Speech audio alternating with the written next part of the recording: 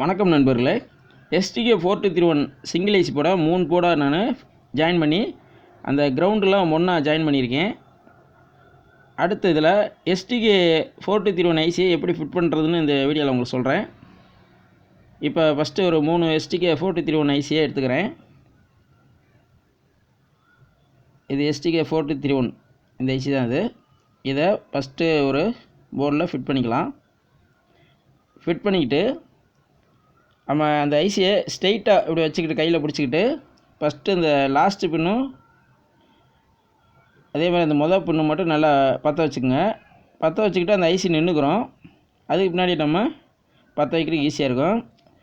அது நிற்கலைன்னா அந்த ஹீட்ஸிங் பிளேட்டை அதுக்கு பிடிமானத்துக்கு வச்சுக்கலாம்.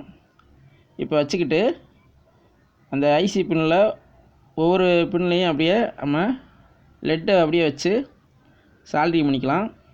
இந்த சால்ட்ரிங் பண்ணுறதுக்கு பேஸ்ட்டு தேவையில்லை.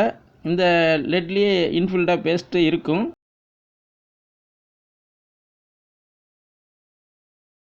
இது வந்து ஆஸ்வல் கம்பெனி லெட்டு. இது மேக்ஸிமம் நிறைய லெட்டில் அந்த மாதிரி இருக்கும். இப்போ அது மாதிரி பற்ற வச்சுக்கலாம்.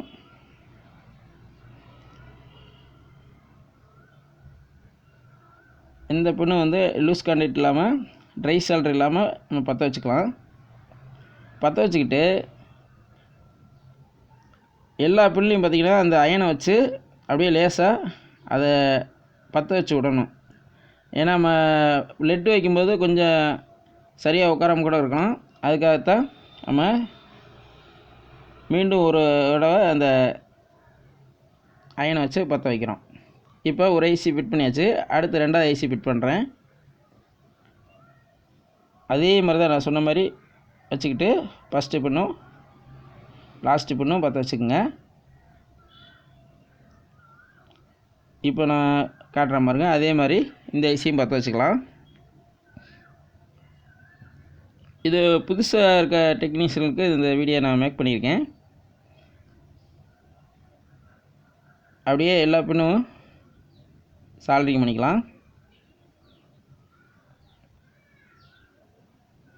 நான் இந்த முறையில் பற்ற வைக்கிறது நம்மளுக்கு சால்ட்ரிங் பண்ணுறதுக்கு ஈஸியாக இருக்கும். இப்போ நான் ஏற்கனவே சொன்ன மாதிரி அந்த சால்ட்ரிங் அயனை வச்சு எல்லா பின்லையும் அந்த பற்ற வச்சதை லேசாக திருப்பி ஒரு தடவை ரீசால்ட் பண்ணணும். இப்போ 2 ஐசி மாட்டியாச்சு. அடுத்து 3வது ஐசி அதேமாதிரி ஃபிட் பண்ணிக்கலாம்.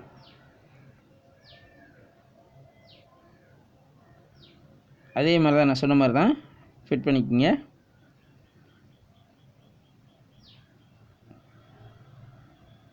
இப்போ அதே மாதிரி அந்த பின்னை பற்ற வச்சுக்கலாம். இந்த வீடியோ வந்து ஐசி சால்ட்ரு பண்ணுறது மட்டும் உங்களுக்கு சொல்கிறேன். இதில் நான் பார்ட்டு 2 பார்ட்டை நான் உங்களுக்கு மேக் பண்ணியிருக்கேன். அடுத்த பார்ட்டில் உங்களுக்கு அந்த அலுமினிய ஹீட்ஸிங் பிளேட்டில் எப்படி இந்த STK போட நம்ம ப்ராப்பராக எப்படி ஃபிட் பண்ணுறதுன்னு சொல்லி அடுத்த வீடியோவில் உங்களுக்கு சொல்கிறேன். அதுக்கு என்ன ட்ரில் பிட்டு பயன்படுத்தணும் அதே மாதிரி டீட்டெயில்ஸு இது பூராமே உங்களுக்கு சொல்கிறேன். இந்த வீடியோவில் இதோட முடிச்சுக்கிறேன் நண்பர்களே. அடுத்த வீடியோவில் சந்திப்போம். பிடிச்சிருந்தால் லைக் பண்ணுங்கள். நன்றி, வணக்கம்.